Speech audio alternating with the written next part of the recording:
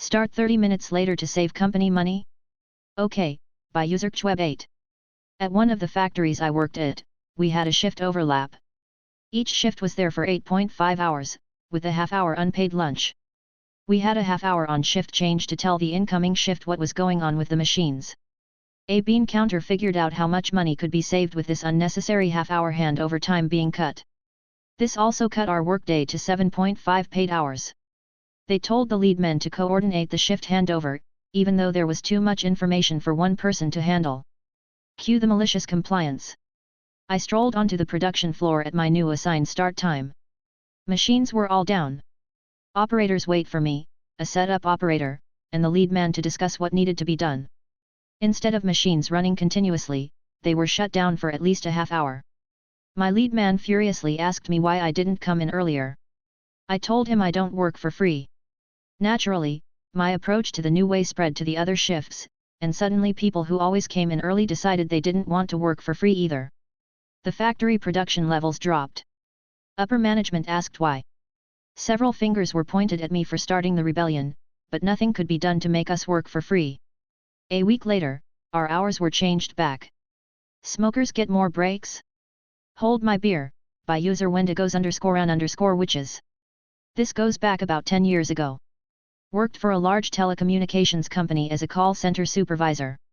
Most of my peers were smokers, and with the way schedules were set up, there were large chunks of the day where only 2 or 3 of us were on at the same time. Our manager insisted one of us always be visible on the call center floor while also performing our regular duties, performance reviews, call monitoring, escalations and weekly 1:1s with our team. I also had the largest team with consistently over 20 reporting to me. All this to set the stage. I noticed that I seemed to be the only supervisor actually doing my time being visible, but every time I tried to carve out an hour or two for the rest of my job, they were always out smoking. It got to the point that I was working after hours just to stay caught up.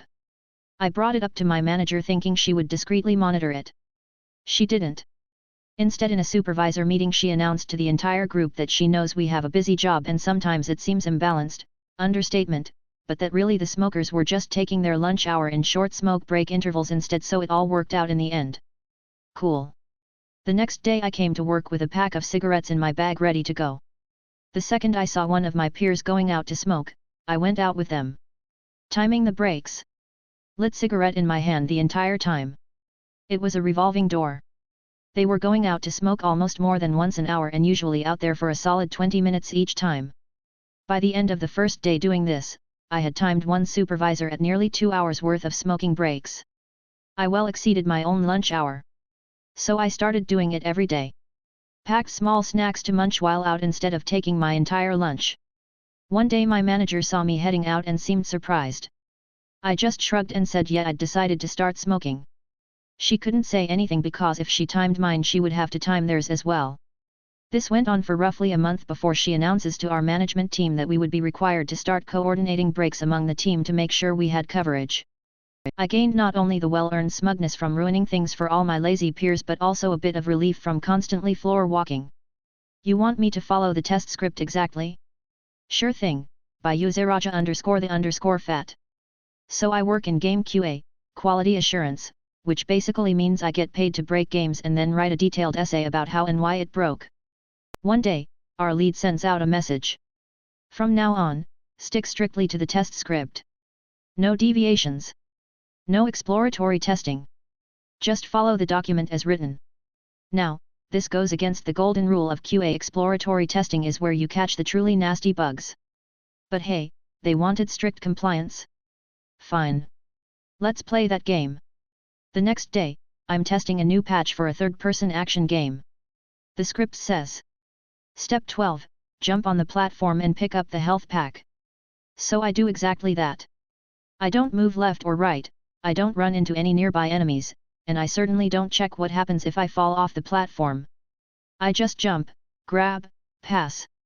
Later, a developer gets a bug report from another tester about a soft lock, where the game becomes unplayable without restarting, if you pick up the health pack after aggroing a nearby enemy. It turns out it's a critical bug, one that happens to 1 in 5 players who aren't robots following a script. The dev asks why I didn't catch it.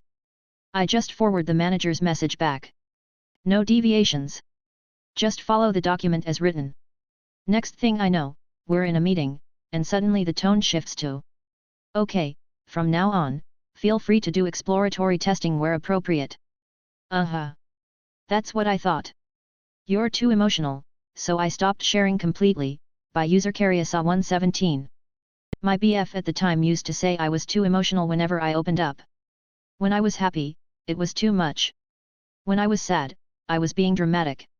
Even when I spoke calmly, he'll dismiss me, saying I always made things deeper than they were. So I stopped venting to him. No more late night talk and heart-to-hearts. I stopped being vulnerable, kept everything on the surface and distant.